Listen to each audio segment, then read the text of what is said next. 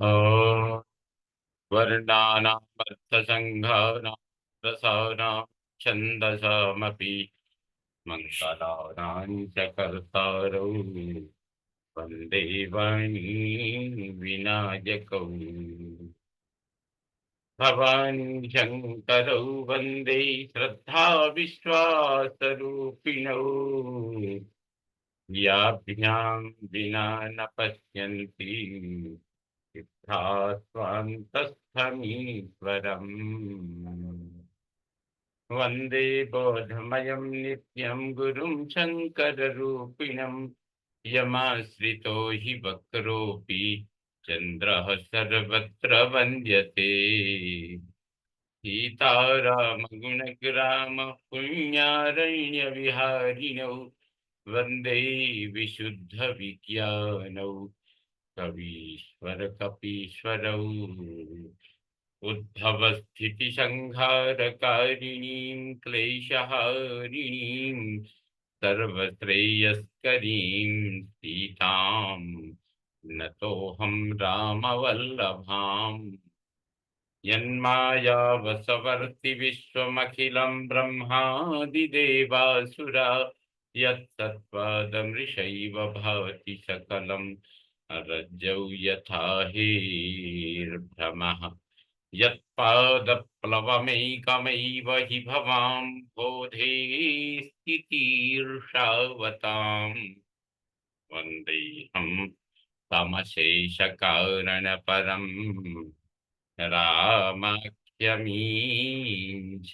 हरिम् नानापुराणनिगमागमसम्मतं यत् रामायणे निगदितं क्वचिदन्यतोऽपि स्वान्तस्तुखाय तुलसीरघुनाथगाथा भाषा निबन्धमतिमञ्जुलमा तनोति।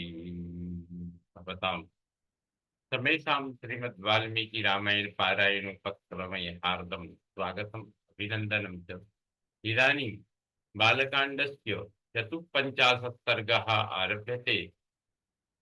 इस सर्ग में विश्वामित्र का वशिष्ठ जी की गौ को बलपूर्वक ले जाना, गौ का दुखी होकर वशिष्ठ जी से इसका कारण पूछना और उनकी आज्ञा से शक, पवन, पहलव आदि वीरों की सृष्टि करके उनके द्वारा विश्वामित्र जी की सेना का संहार करना, यह सब वर्णन वर्णित है। तु कामधेनुं वसिष्ठोऽपि यदा न त्यजते मुनिः तदास्य सबलां रामं विश्वामित्रोन्मकर्षत। श्री राम, जब वशिष्ठ मुनि किसी तरह भी उस कामधेनु गौ को देने के लिए तैयार न हुए, तब राजा विश्वामित्र उस चितकबरे रंग की धेनु को बलपूर्वक घसीट ले चले। नियमाना तु सबला राम राज्ञा महात्मना दुःखिता चिन्तयामास रुदंती शोककर्षिता। रघुनंदन, महामनस्वी राजा विश्वामित्र के द्वारा इस प्रकार ले जाई जाती हुई वह गौ शोकाकुल हो मन ही मन रो पड़ी और अत्यंत दुखित हो विचार करने लगी। परित्यक्ता वसिष्ठेन किमहं तु महात्मना चाहं राजभृतैर्दीना याहं राजभृतैर्दीना प्रियेय वृषदुःखिता। अहो, क्या महात्मा वशिष्ठ ने मुझे त्याग दिया है। जो ये राजा के सिपाही मुझे दीन और अत्यंत दुखिया गौ को इस तरह बलपूर्वक लिए जा रहे हैं। किम मया प्रकृतं तस्य महर्षेर्धावितात्मनः यन्मामनागसं दृष्ट्वा भक्तां त्यजति धार्मिकः। पवित्र अंतःकरण वाले उन महर्षि का मैंने क्या अपराध किया है कि वे धर्मात्मा मुनि मुझे निरपराध और अपना भक्त जानकर भी त्याग रहे हैं।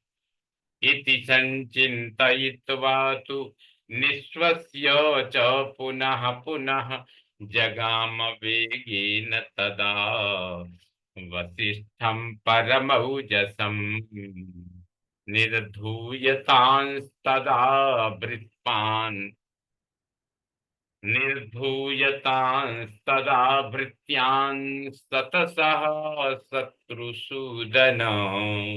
शत्रुसूदन, यह सोचकर वह गौ बारंबार लंबी सांस लेने लगी और राजा के उन सैकड़ों सेवकों को झटक कर उस समय महातेजस्वी वशिष्ठ मुनि के पास बड़े वेग से जा पहुंची। जगाम नीलवेगेन पादमूलम महात्मनः सबलास्तारुदन्ति च क्रोशन्ति चेदमब्रवीत्। वसिष्ठस्याग्रतस्थित्वा रुदन्ति मेघनिस्वना। वह सबला गौ वायु के समान वेग से उन महात्मा के चरणों के समीप गई और उनके सामने खड़ी हो मेघ के समान गंभीर स्वर से रोती चीत्कार करती हुई उनसे इस प्रकार बोली। भगवन् किं परित्यक्ता त्वयाहं ब्रह्मणः सुतो यस्मात् राजभटा मां हि नयन्ते त्वत्सकाशतः। भगवान ब्रह्म कुमार, क्या आपने मुझे त्याग दिया जो ये राजा के सैनिक मुझको आपके पास से दूर लिए जा रहे हैं। एवं मुक्तस्तु ब्रह्मर्षि इदं वचनमब्रवीत् शोकसंतप्त हृदयां स्वसारोमिव दुःखिताम्। उन उसके ऐसा कहने पर ब्रह्मर्षि वशिष्ठ शोक से संतप्त हृदय वाली दुखिया बहन के समान उस गौ से इस प्रकार बोले। न त्वां त्यजामि सबले नापि मे प्रकृतं त्वया एष त्वां नयते राजा बलान्मत्तो महाबलः। सबले, मैं तुम्हारा त्याग नहीं करता। तुमने मेरा कोई अपराध नहीं किया है। ये महाबली राजा अपने बल से मतवाले होकर तुमको मुझसे छीन कर ले जा रहे हैं।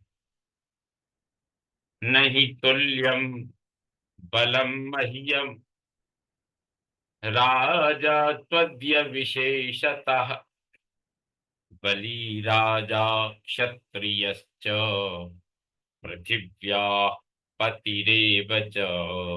मेरा बल इनके समान नहीं है। विशेषतः आजकल ये राजा के पद पर प्रतिष्ठित है।